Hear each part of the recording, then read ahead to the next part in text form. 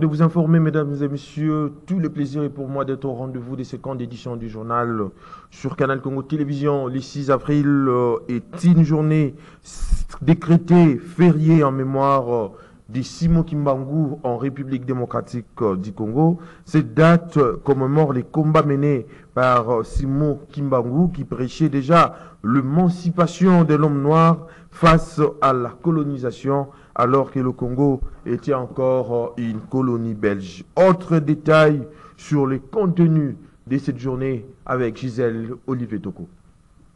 C'est par son ordonnance numéro 23/042 du 30 mars que le président de la République, Félix-Antoine Tshisekedi Tshilombo, a décrété le 6 avril de chaque année comme jour férié légal en RDC en souvenir du combat de Simon Kimbangu et de la conscience africaine. Cette journée est importante car Simon Kimbangu avait maintenu une vision d'une Afrique plus diversifiée où tout peuple bénéficierait des avantages de l'égalité. Il n'a jamais choisi la peur, mais plutôt le courage et la détermination dans sa lutte par l'indépendance réelle d'Afrique. Le 6 avril 1921, alors que le Congo était encore une colonie belge, Simon Kimbangu avait reçu une révélation pour prêcher l'émancipation de l'homme noir face à la colonisation. Il s'est sacrifié pour libérer les Congolais des autorités coloniales belges. Face au régime colonial brutal de la Belgique marqué par le paternalisme, les discriminations et les racismes, une époque qui a vu des millions de personnes mourir, Simon Kimbangu s'est sacrifié pour libérer les Congolais des autorités coloniales belges. Ses contacts avec certains anticolonialistes l'ont aidé à mener un combat de résistance contre l'oppresseur blanc et leur régime des abus et des humiliations. À cette époque, il avait prédit la décolonisation de l'Afrique. Aujourd'hui, Simon Kimbangu représente une véritable figure de résistance. Sa lutte contre l'inégalité constitue un appel à la veille de la conscience africaine en général. Il s'agit d'un appel à un renouvellement de valeurs et des pratiques individuelles et sociales qui façonnent la vie de l'homme noir. La clé de son idéologie prônée repose sur le principe de l'égalité, l'émancipation de l'homme noir. Longtemps oppressé, réponse générale à la crise en Afrique. L'appel à la conscience africaine est un impératif en raison de la situation socio-économique précaire de l'Afrique qui a besoin d'une culture pouvant favoriser son développement. À Goma, au Nord Kivu, de milliers de fidèles kimbanguistes ont pris d'assaut les temples des Mungunga pour célébrer cette journée commémorative de la lutte de Papa Simon Kimbangu et de la lutte africaine. C'est malgré l'inclément d'insécurité qui sévit dans cette partie du territoire de la République démocratique du Congo. Et puis la date du 6 avril 2024, journée dédiée au combat de Simon Kimbangu et à la conscience africaine déclarée chômée et payée. Interrogé à ce sujet, les politologues Christian Moleka d'indiquer que Simon Kimbangu a posé les jalons de cette libération mentale qui a permis l'émancipation de l'homme noir. Suivez. Simon Kimbangu est un précurseur du combat de l'indépendance. Pour les politologues Christian Moleka, Simon Kimbangu a posé les éléments de cette libération mentale qui a permis l'émancipation de Noirs. Simon Kimbangu est un précurseur du combat de l'indépendance. Il a posé les éléments parce que toute révolution politique commence par une révolution culturelle.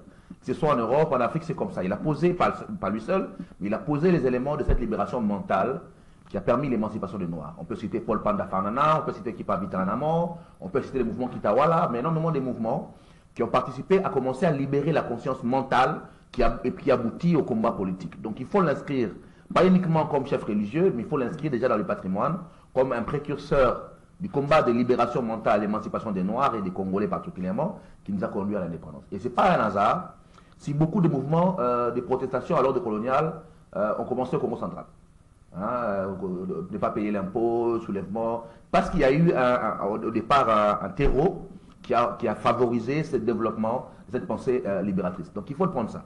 À part cette dimension-là, pour nous c'est un élément de soft power, c'est un élément de puissance à vendre. Vous avez une pensée spirituelle religieuse éminemment congolais. Un peu comme le Confucius chez les Chinois. Donc il est possible de vendre cela à l'international, à travers des colloques. Il ne suffit pas de mettre un jour férié, des colloques, des grandes rencontres, où on parle de l'émancipation des Noirs, où on parle de cette libération mentale de l'homme africain, de l'africanité. Et au-delà, le kimbanguisme a une écriture, le mandombe, qui est une écriture purement africaine. C'est le gouvernement qui doit récupérer ce genre d'éléments comme l'écriture Mandombe qui existe. Moi, je voulais même à une époque aller étudier ça, mais j'ai manqué de temps pour apprendre à écrire le Mandombe. Vous pouvez écrire en Mandombe. Et au-delà de ça, il y a par exemple toute une histoire derrière. Savez-vous que derrière Simon Kimbangu, il y a 38 000 familles qui ont été délocalisées, qui ont été ramenées ailleurs dans tous les Congos. Mais ces familles-là existent. Il n'y a aucun travail de mémoire parce qu'on parle uniquement de Simon Kimbangu, mais autour de son combat, c'est 38 000 familles qui ont été délocalisées. Certaines sont allées à l'Équateur, dans l'église qui dans les Kivu, dans tout ça. Katanga et ailleurs. À Kimangis, on parle de Fermin Banankole, ceux qui sont dans le réseau de l'église connaissent ça. Mais ce sont des éléments d'histoire qu'il faut mettre en lumière.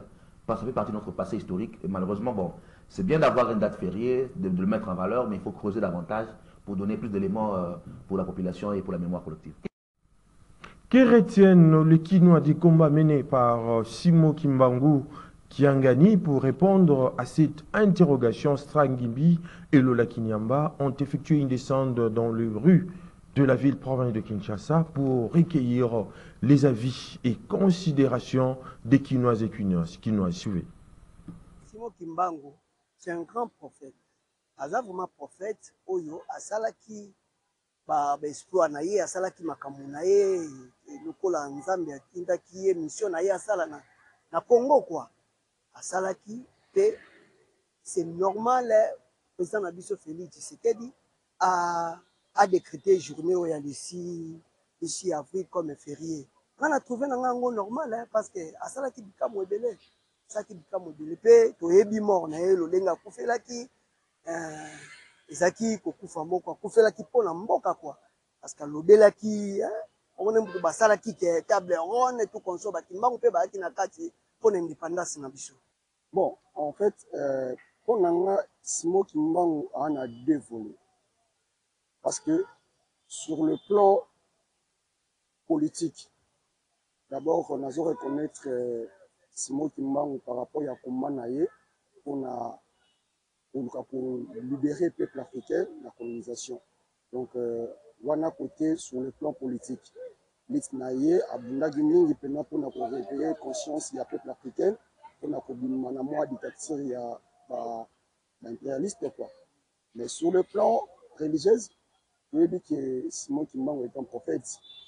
Il est un prophète bayindu, malgré que je ne suis pas kimbanguiste, mais la dernière histoire, je veux dire que Simon Kimbangu est un prophète. La vision naïe, la bande qu'on a dit soit kimbanguiste, mais on va considérer que le temps Dieu, Père et Fils, selon le kimbanguiste.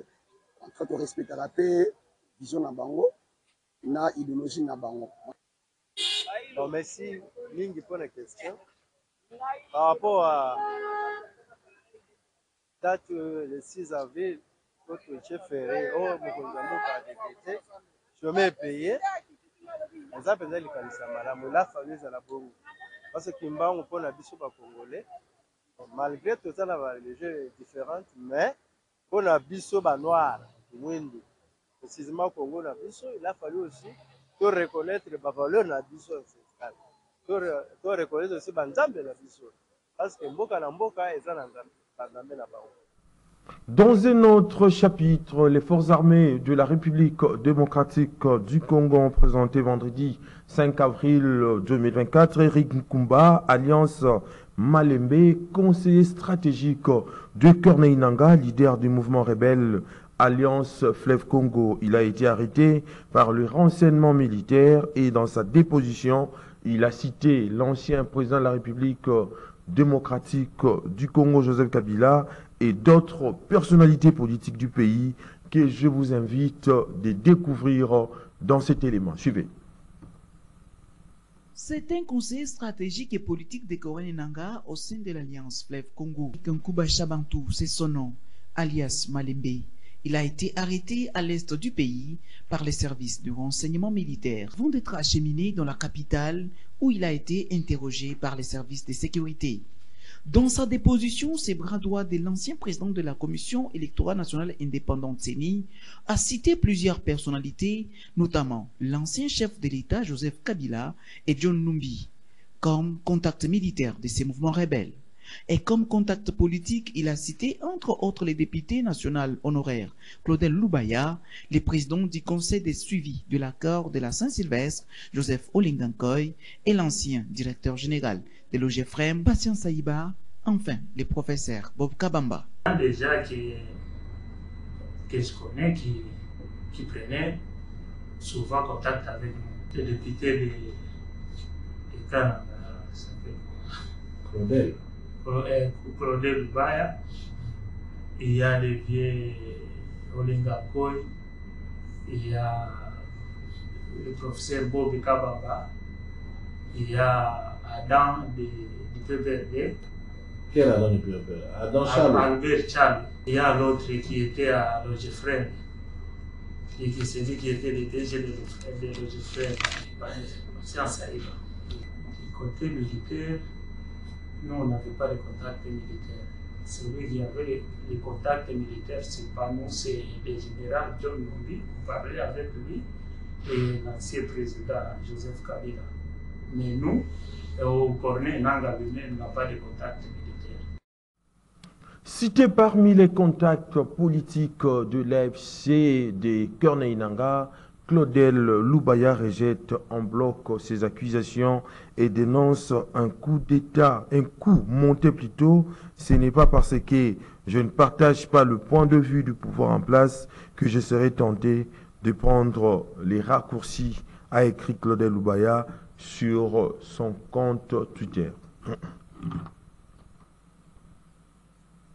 Et puis, un chef rebelle ADEF avec ses gardes du corps ont été neutralisés par les forces armées de la République démocratique du Congo vendredi 5 avril 2024 sur la colline Abousouré dans la forêt de Tingwe vers la localité de Ringeti au nord de la cité d'Oisha, un territoire de Béni au nord Kivu. Plus de détails avec notre correspondant sur place, Joël Kamambou. D'après le capitaine Anthony Malusha Impompo, porte-parole des opérations Sokola et Grand Nord, ces 5 rebelles ADF ISCAP ont neutralisé au cours des parties de combat de la coalition des forces de SUPDF dans la colline Abousoubire, située dans la forêt de Tinkwe à plus ou moins 16 km de Eringuet. La coalition des forces de SUPDF ont récupéré également des armes AK-47, des Motorola et plusieurs autres effets militaires. Comme explique Anthony Malusha Impompo. Un chef terroriste islamiste MTM ISCAP de nationalité ougandaise, surnommé Bagdad, et 4 de ses gardes du corps de nationalité congolaise ont été neutralisés vendredi 5 avril 2024 par les forces armées de la République démocratique du Congo qui étaient engagées dans les opérations de patrouille de combat avec l'armée ougandaise. Ces djihadistes sont tombés sur le sol congolais, précisément à la colline Aboussiré, située dans la forêt Tingwe, à plus ou moins 16 km de la cité de Ringeti. Nous sommes dans la province du Nord Kivu. Outre ces 5 morts, les forces conjointes ont récupéré également 2 armes de guerre de type AK-47, des Motorola et plusieurs autres effets militaires. Face au changement de mode opératoire des ADF, la coordination des opérations conjointes appelle la population de renforcer leur collaboration avec les 2 forces armées coalisées et de dénoncer tout mouvement suspect pour mettre fin aux actes terroristes ADF.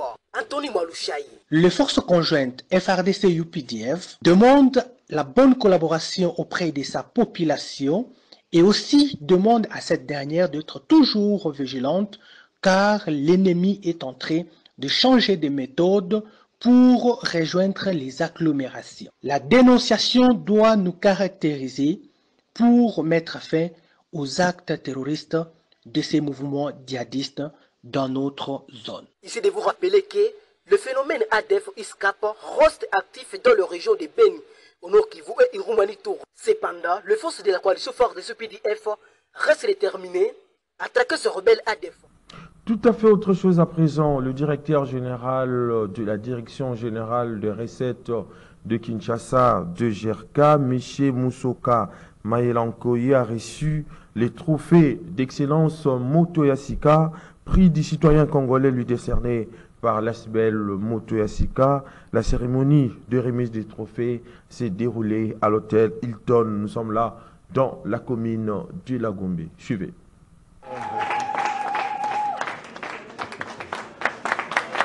L'ASBEL Motoyasika suivit avec attention particulière les fonctionnements de la DGRK depuis plusieurs années. Pour la structure, cette institution financière provinciale de la ville-province de Kinshasa connaît à ce jour un élan d'épanouissement très remarquable grâce à la politique managériale du comité de gestion conduit par Miché Moussaka Maïle Kai, nommé directeur général à la tête de cette régie il y a à peine 5 mois. Cet effort de changement, ajoutent les responsables de cette ASBEL, mérite des encouragements pour l'avancement de la DGRK. C'est ainsi que les membres de l'ASBEL Motoyasika, pris du citoyen congolais, demandent aux agents et cadres de la régie financière de la capitale de soutenir le DG Miché Moussaka. Cet objet, c'est le soutien de toute une association, de toute une communauté derrière vos actions et initiatives pour l'épanouissement et l'émergence de la DGRK. Le président de la République, Félix Tshisekedi, à qui nous réitérons encore les vœux, nos hommages les plus déférents, l'a rappelé et continue toujours de le rappeler. Il n'y a pas d'exigence plus forte aujourd'hui que la lutte contre le coulage des recettes. Et dans cette lutte, vous orientez, vous, M. Miché Moussaka, votre combat, priorité pour la mobilisation des recettes. Et cette mobilisation, vous l'avez impulsée à tous les niveaux de votre administration financière et aux acteurs de terrain qui sont les communes, les quartiers, les entreprises, les personnes physiques et autres partenaires de la DGRK. Prenons la parole. Le patron de la DGRK, qui a reçu ces trophées récompensés aux hautes personnalités, a accueilli cet événement avec joie et surtout humilité. En 5 mois seulement à la tête de la DGRK, Miché Moussaka Maïle Kai s'est dit surpris que l'ASBEL suit de près les activités de la régie qui travaille pour l'intérêt de la ville de Kinshasa. 16 ans après, il a fallu attendre qu'une association puisse reconnaître les activités et les actes posés par la haute direction de la Direction générale des recettes de Kinshasa à travers ma modeste personne. C'est ainsi qu'avec le concours de tous les agents et cadres de la Direction générale des recettes de Kinshasa, j'ai pensé appliquer une politique de proximité avec les assujettis. C'est notre cheval de bataille et nous irons encore plus loin pour atteindre tous les contribuables congolais dans la ville de Kinshasa et booster les niveaux des recettes, de mobilisation des recettes, élargir l'assiette fiscale et accroître la bonne volonté des agents dans le cadre de développement du travail.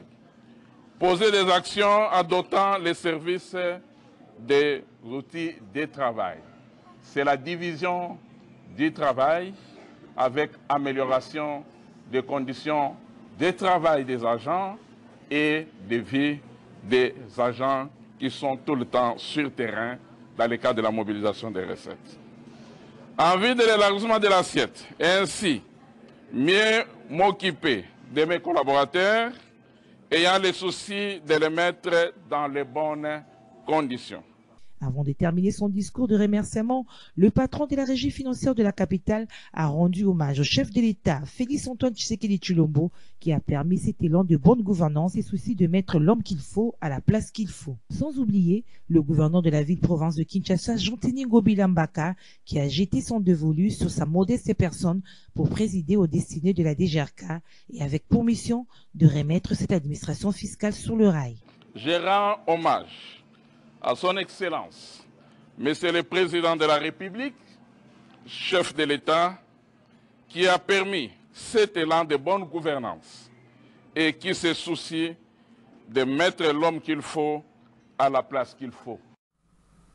Toutes nos excuses, vous venez là de découvrir que le DG s'appelle Monsieur Miché Moussaka Maïle Kai et non Moussaka Maïle Kai.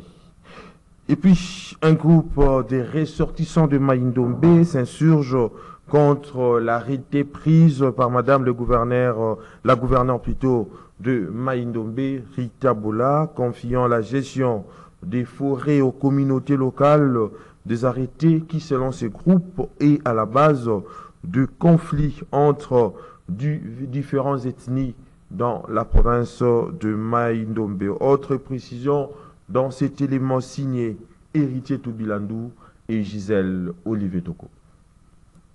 Dans sa rencontre avec la presse ce week-end à Kinshasa, le notable de Maïndomé, Marius Trésor Boleko, a dénoncé les arrêtés pris par la gouverneure de cette province, Madame Rita Bola, attribuant des concessions forestières aux communautés autochtones pygmées. Une initiative qui comporte des risques potentiels, des conflits entre les peuples autochtones et les Bantous, a prévenu Marius Trésor Boleko. Pour l'amour de Sion, je ne me tairai point.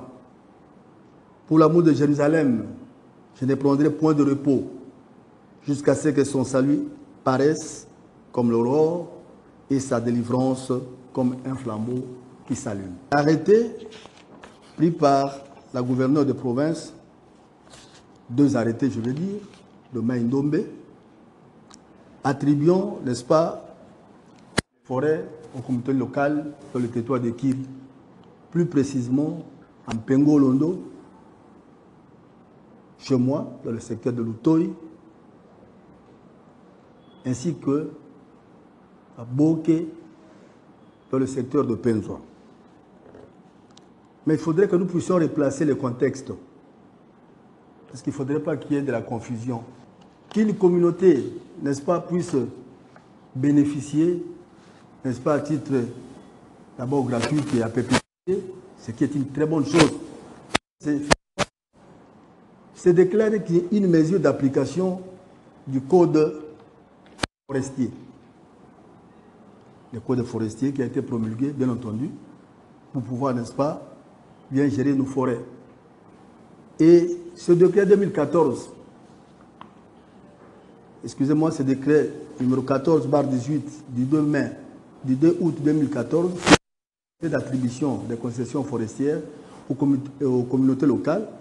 Ce décret a été, au fait, mis en place pendant qu'on menait le processus, n'est-ce pas, de clauses sociales, de cahiers de charges, de contrats de concession forestière. C'est un processus que j'ai eu l'honneur et l'avantage de pouvoir mener, parce que j'en étais le superviseur à travers toutes les grandes provinces forestières, à savoir le Maïndombe, la Grande Orientale et l'Équateur.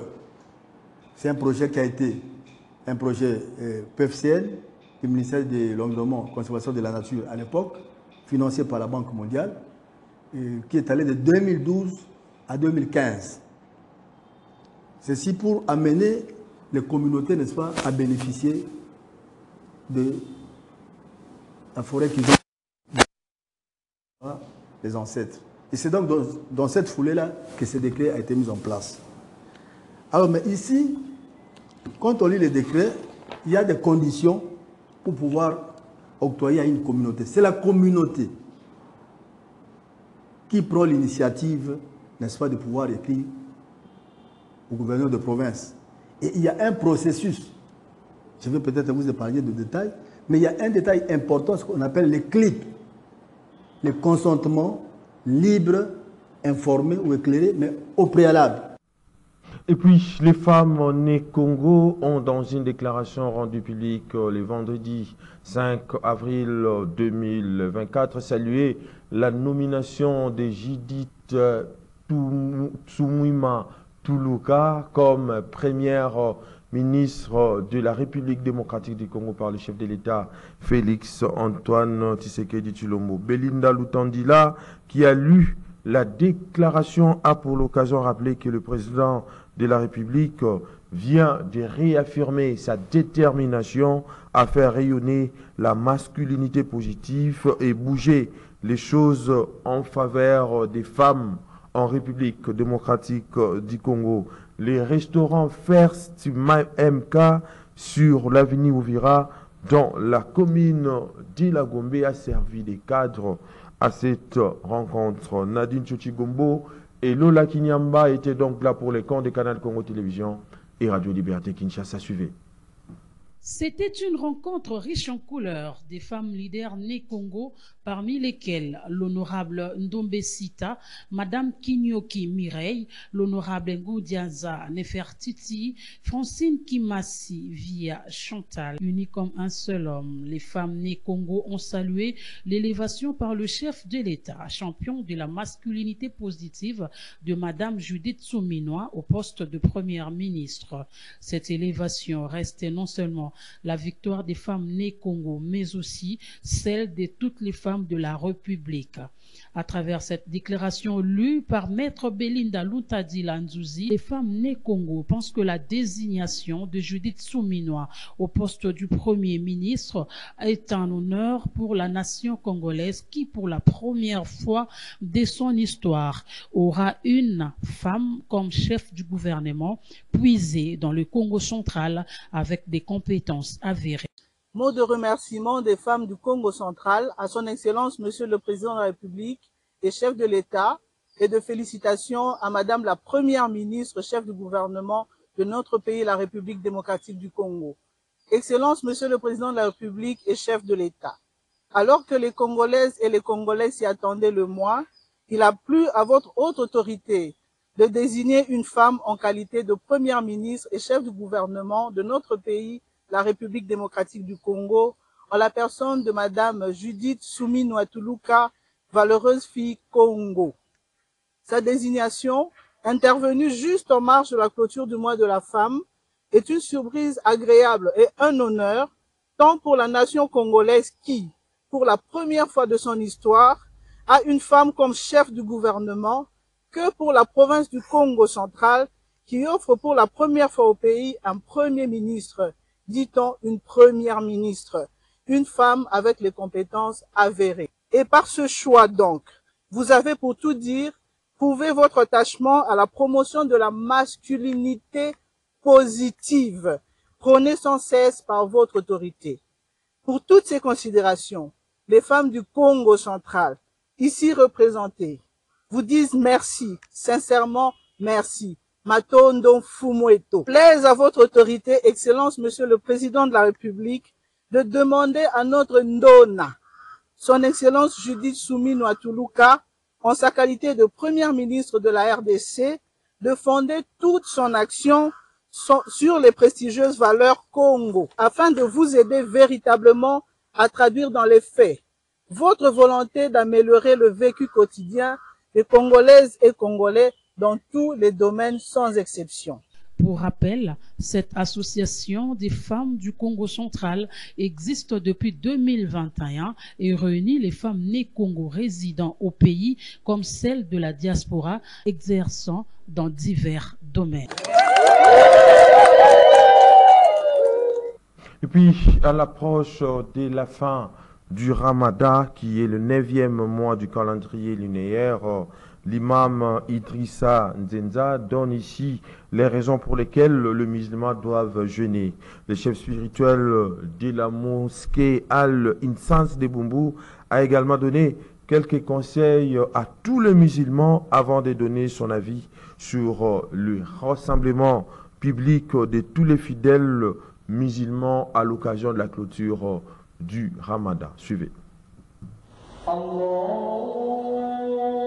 Les jeûnes du mois de Ramadan constituent l'un des 5 piliers de l'islam. Au cours de ces mois, les musulmans, c'est-à-dire les adultes en bonne santé et les enfants ayant atteint la puberté, selon les Corans de l'islam, ne doivent ni manger, ni boire, ni avoir des relations sexuelles de l'aube au coucher du soleil.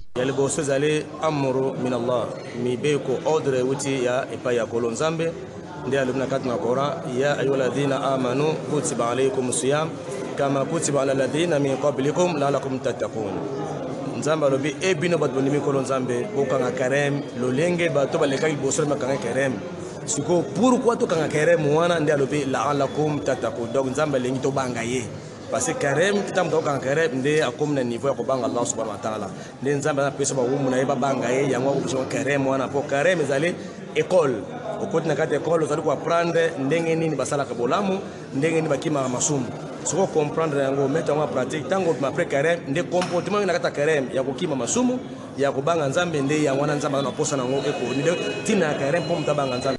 Pendant le ramadan, les musulmans cherchent à grandir spirituellement et à renforcer les relations avec Allah. Ils les font en priant et en récitant les Corans, en rendant leurs actions intentionnelles et désintéressées et en s'abstenant de médire, de mentir et de faire usage des violences. Les allés pour le prophète Mohammed sallam. Votre Mohammed sallam a zalaki ceux qui a côté 10 derniers jours, il y a 10 dernières nuits à mois Ramadan. Azaleko sala nini ahya laylahu pona yebute komi moyi lakisinini akolala lisusu te abani ko sambela nzambe donc bolama zakata 10 derniers jours na butu so msambela butu moko ele kwa msambela 1000 mois siko tala bola mwana yo ratonga ni wana le ya ngona suka ba musulman bazoko la mwana butu bazoko sambela nzambe ba musuka ko terete kata mosquée pona ko luka bola mwana représenter l'égalité maintenant ko na évolution ya mboka ndeza ko kende ba musulman comportement ele kakila la fois passé le ke bané na martyr.